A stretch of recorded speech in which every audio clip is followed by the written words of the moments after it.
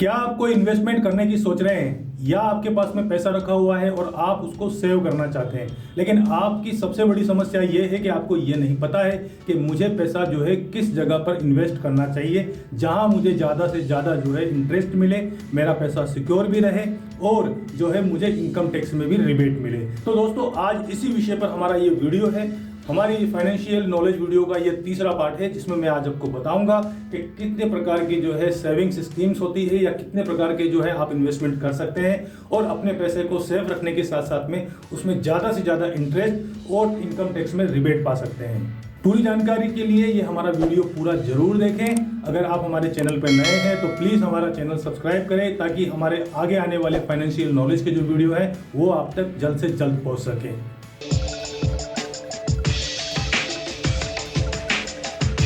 Hello दोस्तों, मैं हूं नैतिक मेहरा और आप सभी का स्वागत करता हूं कैश पे चैनल पे। दोस्तों, आज का जो ये हमारा वीडियो है उसका टॉपिक है कि हम किन किन स्कीम्स में जो है सेविंग्स कर सकते हैं। तो दोस्तों, आज मैं इस वीडियो में आपको बताऊंगा कि अगर मान लीजिए आप अपने पैसे को कहीं इन्वेस्ट करना चाहते हैं या आप अपने पैसे को सेव रखना चाहते हैं तो आपके पास में क्या क्या विकल्प है। पैसा सेविंग करने के बहुत सारे विकल्प आज के टाइम पे मार्केट में हैं, लेकिन उसमें से सही विकल्प कौन सा है ये जो है हम नहीं पता लगा पाते हैं। इसलिए हमें इन सभी विकल्पों के बारे में एक बार अच्छी तरह से समझ लेना चाहिए, जान लेना चाहिए और हमें ये देखना चाहिए कि जो हमारे पास जो बचत हो रही है वो कितनी बचत है और हम कितने लंबे समय के लिए बचत करना चाहते हैं। उस हिसाब से जो है हमें ये तय करना चाहिए कि हमें हमारा पैसा कहाँ लगाना चाहिए। साथ ही हमें ये भी देखना चाहिए कि जहाँ हम पैसा लगा रहे हैं वहाँ हमारा पैसा सेफ है या नहीं है, या जो हमें रिटर्न मिलेगा वो रिटर्न हमें कितना मिलेगा, कितना जो हमें इंटरेस्ट मिलेगा, कितने समय में वो इंटरेस्ट हमें मिलेगा। साथ ही हमें ये भी चेक करना है कि जो हम पैसा लगा रहे हैं उस पैसे में हमें इनकम टैक्स की रिबेट कितनी मिल रही है। तो दोस्तों, ऐसे ही कुछ इंस्ट्रूमेंट्स जो फाइनेंशियल इंस्ट्रूमेंट्स है वो मैं आपके लिए लेके आया हूँ। इन सभी के बारे में हम एक एक करके चर्चा करेंगे और जानेंगे कि इनमें क्या फायदा है, क्या नुकसान है और इसमें कैसे इन्वेस्टमेंट कर सकते हैं। हमारा पहला फाइनेंशियल इंस्ट्रूमेंट्स है सेविंग अकाउंट। दोस्तों, सेविंग अकाउंट के बारे में आप जरूर जानते होंगे क्योंकि लगभग हर व्यक्ति का एक बैंक अकाउंट होता है जिसे हम सेविंग अकाउंट भी कहते हैं। आप अपना पैसा जो है वो एक सेविंग अकाउंट के अंदर जमा रख सकते हैं और सेविंग अकाउंट जो है बिल्कुल एक सेफ तरीका होता है पैसा बचाने का। आप जितना भी पैसा सेविंग अकाउंट में रखते हैं बैंक उसके बदले आपको कुछ परसेंटेज इंटरेस्ट भी देता है। हालांकि सेविंग अकाउंट पर मिलने वाला जो इंटरेस्ट होता है वो काफ़ी कम होता है।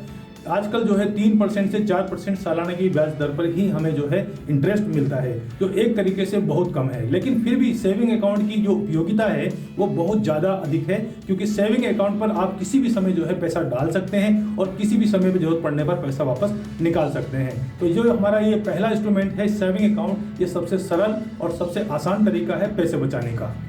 दूसरा तरीका है एफडी। एफडी मतलब फिक्स डिपॉजिट। फिक्स डिपॉजिट का मतलब ये होता है दोस्तों कि अगर मान लीजिए आपके पास में बल्क में पैसा है, आप मान लीजिए 10,000, 20,000, 1 लाख, 2 लाख, 5 लाख रुपए एक साथ सेव करना चाहते हैं तो एफडी जो है वो सबसे अच्छा विकल्प होता है। एफडी जो है किसी भी बैंक द्वारा जारी किया गया एक बॉन्ड होता है जिसमें आप एक मुफ्त इन्वेस्टमेंट करते हैं। मान लीजिए आपने 1 लाख रुपए जो है एफडी करा दी किसी बैंक से, तो बैंक में जो एफडी आप करवाएंगे उसका एक टाइम पीरियड होता है, मान लीजिए 1 साल, 3 साल या 5 साल या उससे ज़्यादा साल की भी एफडीआं होती है, जिस पर बैंक जो है एक बड़ा ब्याज दर आपको देता है। कई बैंक ऐसे होते हैं जो 8 साल में आपका पैसा दुगना कर देते हैं। मान लीजिए आपने 1 लाख रुपए की एफडी बैंक में कराई तो 1 साल बाद में जो है आपको उसके बदले 2 लाख रुपए मिल जाएंगे। तो कुछ लोग जो है अगर लंबे समय तक पैसा जो है सेव करना चाहते हैं और अच्छा इंटरेस्ट चाहते हैं तो उनके लिए एफडी जो है बहुत अच्छा विकल्प होता है। इन्वेस्टमेंट करने का और सेविंग करने का तीसरा तरीका होता है दोस्तों आरडी। आरडी मतलब रिक्यूरिंग डिपॉजिट। रिक्यूरिंग डिपॉजिट का मतलब यह है कि मान लीजिए आप हर महीने कुछ पैसा बचत करते हैं। मान लीजिए उदाहरण के लिए आप हर महीने 1,000 रुपये सेविंग करना चाहते हैं तो आप एक आरडी अकाउंट किसी भी बैंक के अंदर खुला सकते हैं।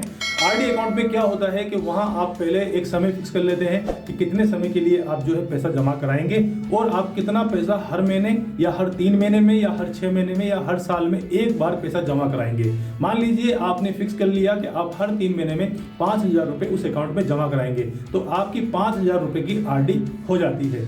आरडी का सबसे बड़ा फायदा यह है कि आप इसमें जो है पैसा टुकड़ों में डालते हैं। इसमें एफडी की तरह एक साथ आपको पैसा जमा कराने की जरूरत नहीं पड़ती है।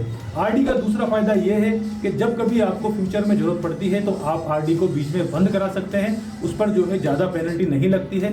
आरडी का तीसरा फायदा ये भी है दोस्तों कि अगर आपने आकर किसी बैंक में आरडी करा रखी है तो कई बैंक आपको आरडी के ऊपर जो है लोन भी देते हैं। पैसा सेव करने का चौथा जो तरीका है वो है saving schemes. Saving schemes means PPF account या मान लीजिए डाकघर सेविंग स्कीम्स है, सुकन्या सेविंग स्कीम्स है, ये जितनी भी स्कीम्स है इनको हम सेविंग स्कीम्स बोलते हैं। ये किसी गवर्नमेंट द्वारा या पोस्ट ऑफिस द्वारा चलाई जाती है। यहाँ पर भी आप आरडी की तरह जो है एक टुकड़ों के अंदर जो है पैसा इन्वेस्टमेंट कर सकते हैं और जब ये स्कीम्स का टाइम पूरा हो जाता है तो उसके बदले बैंक आपको बहुत अच्छा ब्याज देता है, डाकघर भी आपको बहुत अच्छा ब्याज देता है। जो सेविंग स्कीम्स होती है जैसे पीपीएफ जो सेविंग स्कीम है या डाकघर सेविंग स्कीम है या सुकन्या सेविंग स्कीम्स है, इनका जो सबसे बड़ा बेनिफिट है वो बेनिफिट ये है कि इन स्कीम्स के अंदर आपको इनकम टैक्स में भी छूट मिलती है। तो अगर मान लीजिए आप सेविंग के साथ साथ में ब्याज अच्छे जाने के साथ साथ में सेविंग स्कीम में अगर पैसा इन्वेस्टमेंट करना चाहते हैं तो अगर आप सेविंग के साथ साथ में अगर इनकम टैक्स में भी रिबेट चाहते हैं तो सेविंग स्कीम जो है वो एक बहुत अच्छा विकल्प होगी। सेविंग करने का पांचवा तरीका है एसआईपी। एसआईपी मतलब सिस्टमेटिकल इन्वेस्टमेंट प्लान। दोस्तों ये बहुत सी कंपनी और बैंकों द्वारा एसआईपी चलाई जाती है। एसआईपी को भी हम एक तरह से सेविंग स्कीम ही कह सकते हैं, लेकिन एसआईपी जो एसआईपी होता है इसके अंदर जो बैंक है वो आपसे जो है टुकड़ों में पैसा लेता है और उन पैसे को जो है किसी स्कीम में या मार्केट में जो है पैसा को लगाता है। लेकिन यहाँ पर जो खास बात यह है कि जो एसआईपी में हम पैसा लगाते हैं वो मार्केट के ऊपर डिपेंड रहता है। यानी जहाँ बैंक ने आपका एसआईपी का पैसा इन्वेस्टमेंट किया है वहाँ जो मार्केट में कितना उतार चढ़ाव आ रहा है उसके हिसाब से ही आपको रिटर्न मिलता है। हालांकि मार्केट में चल रही ज़्यादातर जो एसआईपी है जो बड़े बड़े बैंकों द्वारा चलाई जा रही है उसमें अच्छा रिटर्न मिलता है, लेकिन आप एसआईपी में इन्वेस्टमेंट जब ही करें जब आपको लगता है कि हाँ आप एक पर्टिकुलर टाइम तक रेगुलर पैसा इन्वेस्ट कर सकते हैं और साथ ही साथ जो है अगर बीच में आपको पैसे की जरूरत पड़ती है तो आपको उसमें से पैसा निकालने की आवश्यकता नहीं पड़ेगी।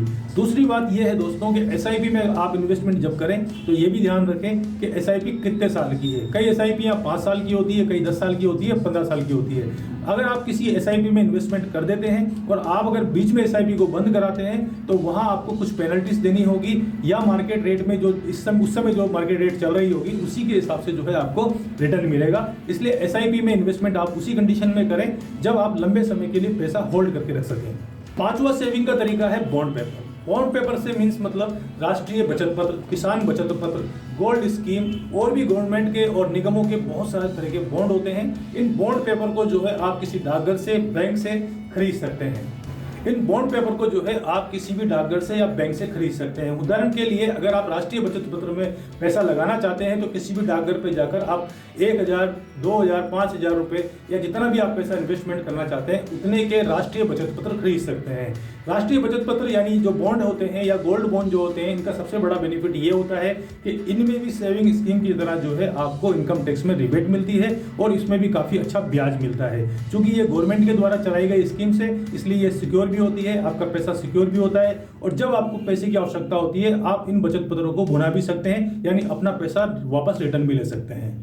अगला जो है सेविंग करने का जो तरीका है वो थोड़ा सा रिस्की है, शेयर्स। जी हाँ दोस्तों, अगर मान लीजिए आप अपने पैसे का एक पर्टिकुलर हिस्सा चाहते हैं कि वो शेयर मार्केट में लगाएं तो ये भी इन्वेस्टमेंट का एक बहुत अच्छा तरीका हो सकता है। शेयर्स के बारे में हम आपको बाद में डिटेल में बताएंगे, लेकिन मैं आज आपको सिर्फ ये बताना चाहता हूँ कि मान लीजिए किसी कंपनी के शेयर्स जो है वो आपको अच्छे दाम पे मिल रहे हैं तो आप अपना पैसा शेयर खरीदने में भी लगा सकते हैं। उन शेयर को जो है आप डिमेट अकाउंट के अंदर जो है सेव रख सकते हैं। डिमेट अकाउंट क्या होता है ये भी हम आपको आगे बताएंगे।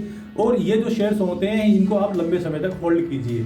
जब इन शेयर्स की रेट जो है अच्छी मिलती है, यानी आपको लगता है कि जितना पैसा आपने लगाया उससे ज़्यादा रिटर्न आपको मिल रहा है, तो आप उनको शेयर्स को उसी समय बेचकर अपना जो है प्रॉफिट कमा सकते हैं। लेकिन मैं यहाँ पर आपको सलाह नहीं दूंगा कि अगर आप नए हैं, आपको शेयर मार्केट की नॉलेज नहीं है, तो आप किसी के भी बहकावे में आकर शेयर्स खरीदने की गलती ना करें, क्योंकि शेयर मार्केट जितना प्रॉफिटेबल है उतना ही इसमें लॉस भी होता है। अगला इन्वेस्टमेंट जो है आपका इंस्ट्रूमेंट है वो है म्यूचुअल फंड। शेयर की अपेक्षा म्यूचुअल फंड जो है वो थोड़े कम रिस्की होते हैं, क्योंकि म्यूचुअल फंड में क्या होता है दोस्तों, यहाँ पर जो आपका पैसा होता है वो म्यूचुअल फंड कंपनीज जो है अलग अलग सेगमेंट में लगाती है। मान लीजिए आपने किसी कंपनी के जो है 10,000 के जो है म्यूचुअल फंड खरीदे, तो वो जो म्यूचुअल फंड होगा वो एक कंपनी के अंदर पैसा नहीं लगेगा, वो 10 कंपनी या 10 से ज़्यादा कंपनियों के अंदर पैसा लगाते हैं। जिससे मान लीजिए कि अगर 1-2 कंपनियों में नुकसान हो जाता है तो भी बाकी कंपनियों में जो फायदा हो रहा है उससे उसकी रिकवरी हो जाती है। और ज़्यादातर जितने भी म्यूचुअल फंड है वो हमेशा 11 से लेकर 15% के बीच में प्रॉफिट आपको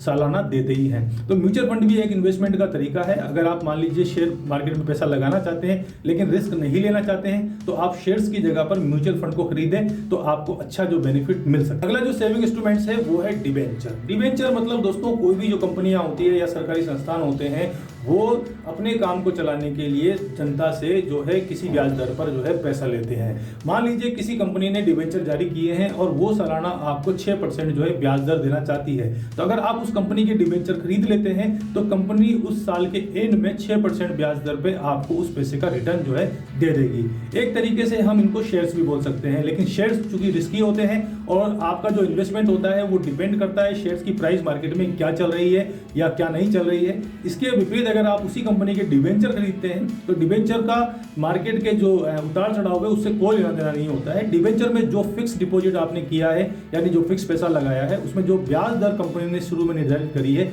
वो पैसा आपको कंपनी जरूर देगी, भले ही कंपनी घाटे में चल रही हो या कंपनी लाभ में चल रही हो।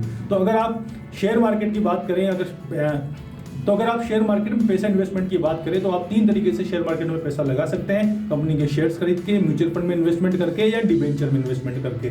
मैं आपको सिर्फ डिबेंचर और म्यूचुअल फंड में इन्वेस्टमेंट करने की सलाह दूंगा अगर आप शेयर मार्केट में बिल्कुल नए हैं तो। दोस्तों आज मैंने आपको यहाँ शॉर्ट में जो है कहाँ हम इन्वेस्टमेंट कर सकते हैं, कहाँ हम सेविंग कर सकते हैं उसके बारे में बताया है। ये जितने भी इंस्ट्रूमेंट्स मैंने आज आपको बताए हैं इनके बारे में हम डिटेल में चर्चा करेंगे, एक एक इंस्ट्रूमेंट्स को अच्छी तरह समझेंगे। हम शेयर मार्केट, बैंकिंग और फाइनेंस और इन्वेस्टमेंट से जुड़े हुए जितने भी इंस्ट्रूमेंट्स हैं इनके बारे में जानेंगे और हम देखेंगे कि किस तरीके से हम ज़्यादा से ज़्यादा बचत कर सकते हैं, ज़्यादा से ज़्यादा प्रॉफिट कमा सकते हैं, इनकम टैक्स में जो है रिबेट पा सकते हैं और हमारा जो पैसा है वो सिक्योर भी रख सकते हैं। तो ये वीडियो आपको कैसा लगा, ये जानकारी अगर आपको अच्छी लगी हो तो कमेंट बॉक्स में जरूर बताएं और अगर आपने अभी भी हमारा चैनल सब्सक्राइब नहीं किया है तो हमारा चैनल एक बार जरूर सब्सक्राइब